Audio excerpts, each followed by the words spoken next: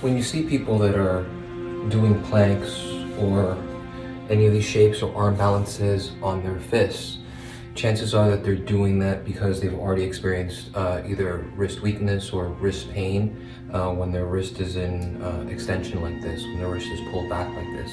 So the solution that they've come up with, the strategy that they've come up with, is basically to not bend the wrist and to do anything that's weight bearing this way, because now there's no bend here, and what they're trying to do is they're trying to avoid this action. Now, it's not that it's wrong, and it's a decent strategy for protection, but it's very limited for a couple of reasons. First, you're not teaching your body, you're not teaching your nervous system how to do this movement, which is a very important movement. Even when we're going to get up from the ground, get up from a chair, we go to fall, we put our hands down. To be able to have this be an intelligent way of moving that doesn't hurt is what we want in the long run, instead of it being just a constant band-aid that we don't bend the wrist in order to protect ourselves.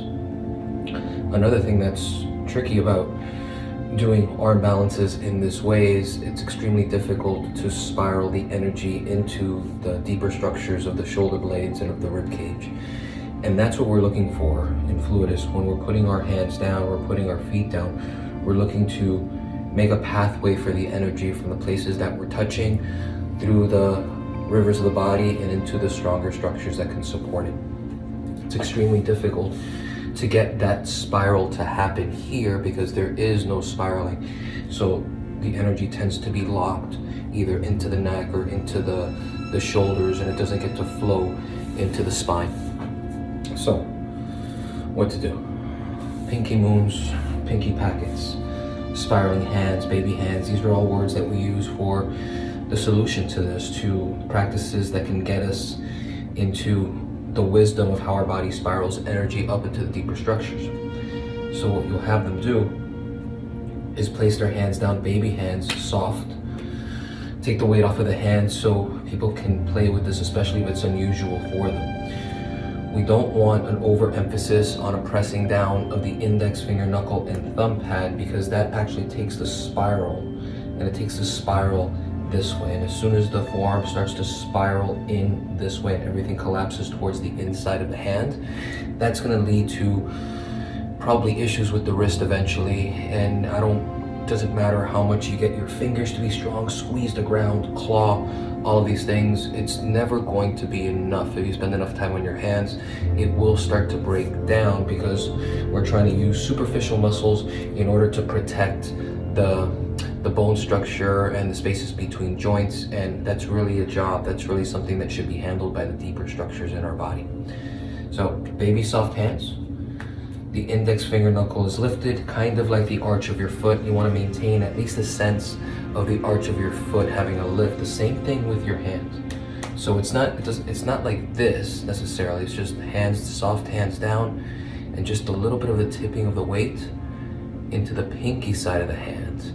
So the thumb pad is still down on the ground, but there's a much bigger focus on putting more weight, on having more of the weight be on the pinky packet and less of the weight being on the thumb packet. So a little lighter on the thumb packet, a little more on the pinky packet. So the weight is being tipped away from the inside of the hand and a little bit more into the outside of the hand. And it's not just a side thing. Think of it as a spiraling thing. So as the fingers come down, hand comes down, thumb packet spiral towards the pinky packet, and that spiral continues up the arm and into the shoulder blade. So the line of energy that we're looking for is from the pinky side. There's a spiral in the arm. There's an opening here. Let's see if you can see. So when I'm talking about the opening here, I'm talking about this space between this little bone here. See this little bone on the side of the wrist and the pinky side of the hand. So we want that to open. So we don't want it to close down that way. We want the arm to spiral this way. So this space right here actually opens. You can see kind of with my tattoo how it's closed there, and then how I spiral my arm. You can see how this opens a little bit more. That's what we're looking for. So fingers down, soft baby hands. There's this spiral of energy, almost like you're corkscrewing your hand this way into the ground. See if you can see it here, how as I do that, the weight away from the thumb packet, more into the pinky moon, and then there's this spiraling, and that spiraling opens that space here. That spiraling opens that space here. So what we want to do is we want to feel the energy move through the outside of the arm, outside of the shoulder, outside of the shoulder blade, and in towards the spine. Hey, Winston. Hold on, I'm making a video. Be right with you. So that's what we're looking for in the hands here. And the fingers are still active, especially when you're first starting out. But the activation of the finger isn't straight down. It's again more of this tipping this way. So I'm putting some pressure on the inside of my index finger. So I'm not putting the pressure straight down on the ground this way. As I spiral, it's a little bit more pressure on this inside of the finger. So it's this inner line of the finger that's strong, because again, everything is trying to tip the weight more into the pinky side of the hand. Baby hands, soft hands, index finger knuckle lifts because there's a little bit of an arch of the hand, like the arch of the foot. Spiral the weight a little bit away from the thumb packet and a little bit more towards the pinky packet.